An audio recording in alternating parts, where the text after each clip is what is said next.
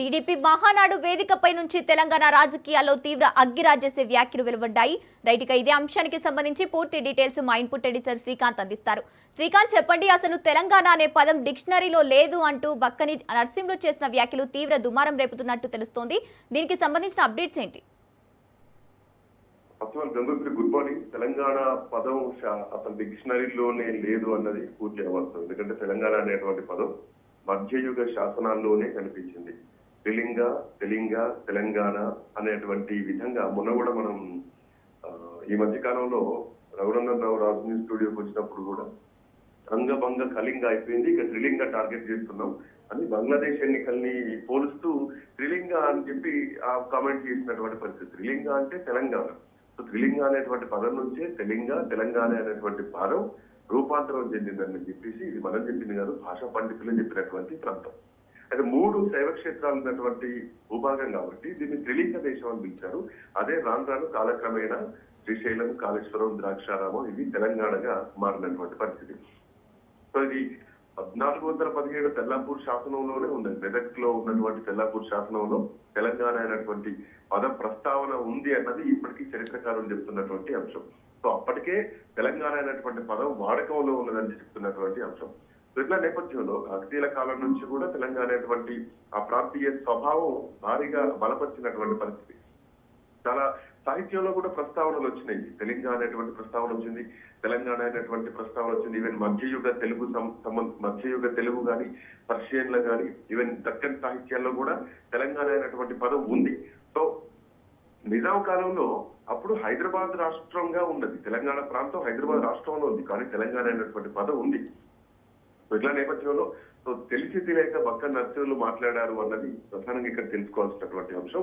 Moreover ఈ అంశం ప్రస్తుతానికి రాజకీయ రంగం ఎందుకు పులుముకుంటుందంటే బక్కన్ నర్సింహులు చేసినటువంటి వ్యాఖ్యలు నిజానికి తెలంగాణలో అంటే తెలంగాణ అనేటువంటి ప్రస్తావన ఈ పదవే లేదు అని ఆయన చేసినటువంటి మాటలు మాత్రం మహానాడు వేదిక చేసినటువంటి కామెంట్స్ తీవ్రమైనటువంటి రాజకీయ దుమారాన్ని రేపుతున్నాయి.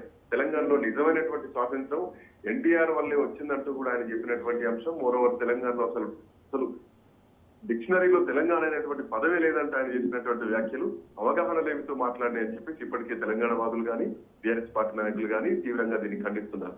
బక్కన్ నర్సింహులు చేసినటువంటి వ్యాఖ్యలపై ఇప్పటికే అటు బీఆర్ఎస్ నాయకులు, మాజీ మంత్రి సింగిరెడ్డి నిరంజన్ రెడ్డి కానీ, ఎమ్మెల్సీ దాసోత్ శ్రావణ్ కానీ తీవ్ర స్థాయిలో మండిపడ్డారు.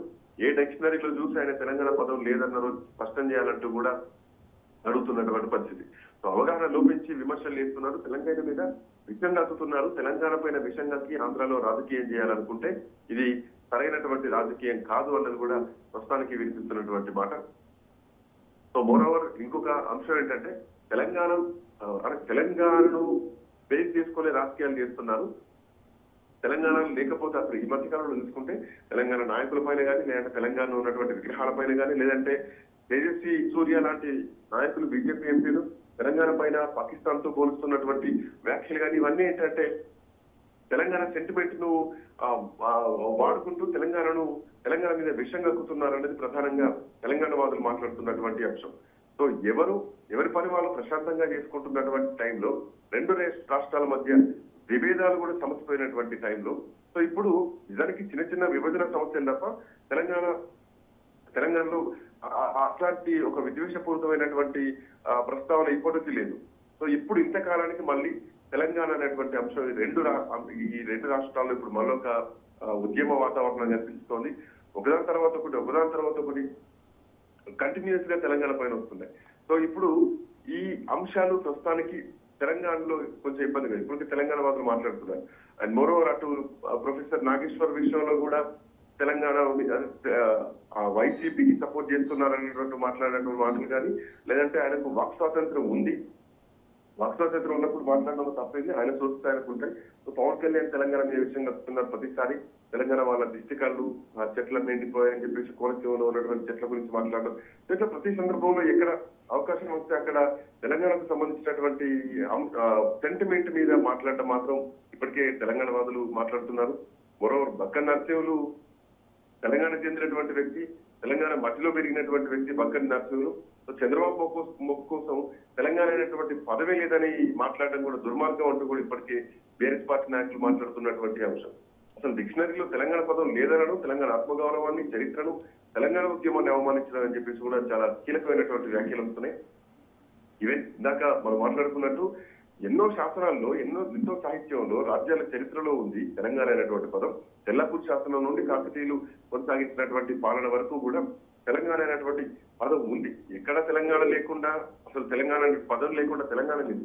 తెలంగాణ ఉద్యమం కానీ, అమరవీరుల ఆత్మ బలిదానాలు కానీ, ఈవెన్ 2014లో పార్లమెంట్ లో చేసినటువంటి చట్ట ఫలితంగానే తెలంగాణ అనేటువంటి పదం గుర్తింపు వచ్చింది. తెలంగాణ అనేటువంటి రాష్ట్రం ఏర్పడింది. సో 1400 శతాబ్దం అంటే ఇది 20వ శతాబ్దం మనం ఉంది. సో దరిదాపు 600-700 శతాబ్దాల చరిత్ర ఉన్నటువంటి తెలంగాణ రాష్ట్రం గురించి, తెలంగాణ పదం గురించి ఈ రోజు కేవలం రాజకీయ అవసరాల కోసం మాట్లాడడం, తెలంగాణ ప్రజల అస్తిత్వాన్ని, ఉద్యమాన్ని, అమరుల త్యాగాన్ని అవమానించడం అని చెప్పేసి ఇప్పటికే తెలంగాణ వాదులు మాట్లాడుతున్నారు. చాలా మంది తెలంగాణ చరిత్రలో తెలంగాణ పైన విషం కక్కిన వాళ్ళు తెలంగాణ ద్రోహులుగా మిగిలిపోయారు. తెలంగాణ మీ డిక్షనరీలోకి పోవచ్చు కానీ అది తెలంగాణ ఆత్మగౌరవం అంటూ కూడా ఇప్పటికే మాట్లాడుతున్నటువంటి పరిస్థితి. తెలంగాణ యాస గాని, భాష గాని, సంస్కృతి ఇవన్నీ కూడా తెలంగాణ ప్రజల్లో నిర్దిష్టమై ఉంటాయి. సో ఇట్లాంటి నేపథ్యంలో తెలంగాణ పైన విషయం కక్కడం సమర్థించింది కాదు. మోరోవర్ అది మహానాడుకు సంబంధించి, మహానాడులో ఆంధ్రప్రదేశ్ గురించి మాట్లాడాలి, వైసీపీ గురించి మాట్లాడాలి, మహానాడులో ఆంధ్రప్రదేశ్ అభివృద్ధి గురించి మాట్లాడాలి. ఈవెన్ అదే మహానాడులో తెలంగాణకు సంబంధించినటువంటి విద్యా వ్యవస్థను ఆంధ్రప్రదేశ్ ఐటీ శాఖ మంత్రి, ఆంధ్రప్రదేశ్ విద్యాశాఖ మంత్రి నారా లోకేష్ తో కంపేర్ చేస్తూ మాట్లాడడం, ఆఫ్కోర్స్ రేవంత్ రెడ్డిని విమర్శించడం తప్పేం కాదు. కానీ తెలంగాణను పదే పదే విమర్శిస్తూ ఆంధ్రప్రదేశ్ రాజకీయాలు నడపడం ఎంతవరకు కరెక్ట్ అంటూ కూడా తెలంగాణ నుంచి వినిపిస్తున్నటువంటి మాట. సో ఈవెన్ తిరునహరి జ్యోత్స్న కూడా ఇదే వేదికపై నుంచి కొన్ని కామెంట్లు చేయడం జరిగింది. తెలంగాణలో విద్యా వ్యవస్థ బాగాలేదు, తెలంగాణలో విద్యా మంత్రి ముఖ్యమంత్రి అని చెప్పి సరే విమర్శించడం తప్పేం కాదు. కానీ ఆంధ్రప్రదేశ్కి వెళ్ళి తెలంగాణలో ఉంటూ తెలంగాణ పైన విషయం కక్కుతూ అక్కడ చంద్రబాబు భజన చేయాలంటే తెలంగాణను విమర్శించాల్సినటువంటి అవసరం ఏముంది అన్నటువంటి వాదనలు కూడా ప్రధానంగా ఈరోజు తెరపైకి వస్తున్నాయి. మరో రానున్నటువంటి రోజుల్లో తెలంగాణలో కూడా టీడీపీ బలపరుస్తాం అంటూ కూడా లోకేష్ చేసినటువంటి కామెంట్స్ లో తెలంగాణ ఎట్లా బలపడుద్ది, తెలంగాణలో టీడీపీ అన్నది కూడా కొంత అనుమానాలు వ్యక్తం చేస్తున్నాయి. మోర్ ఓవర్ దీంట్లో ఒకవైపు మహానాడు నడుస్తున్నటువంటి టైంలోనే ఈ రోజు సాయంత్రం మైత్రివనంలో అమీర్పేటలో ఎన్టీఆర్ విగ్రహావిష్కరణ జరగడం కూడా, సో ఇది తెలంగాణలో టీడీపీ పునాదికి శంకుస్థాపన పడుతోంది. రేవంత్ రెడ్డి తెలంగాణలో టీడీపీకి డోర్స్ ఓపెన్ చేస్తున్నారు అన్నటువంటి వాదన కూడా ఇంకోవైపు వినిపిస్తుంది. బట్ ఏదైనా బక్క నరసింహులు ఇచ్చినటువంటి కామెంట్స్, అటు తిరునహరి జ్యోత్స్న చేస్తున్నటువంటి కామెంట్స్ తెలంగాణ పైన విషయం కక్కుతున్నారు. ఆంధ్రప్రదేశ్ రాజకీయాల గురించి మాట్లాడకుండా, జగన్మోహన్ రెడ్డి గురించి మాట్లాడకుండా, ప్రతిసారి సమావేశ సందర్భం వచ్చినప్పుడు తెలంగాణను కించపరుస్తూ, తెలంగాణను చిన్నచూపు చేస్తూ మాట్లాడుతున్నారు అనేటువంటి విమర్శలు ప్రధానంగా వినిపిస్తున్నాయి. Gangotri. Okay, thank you Srikanth.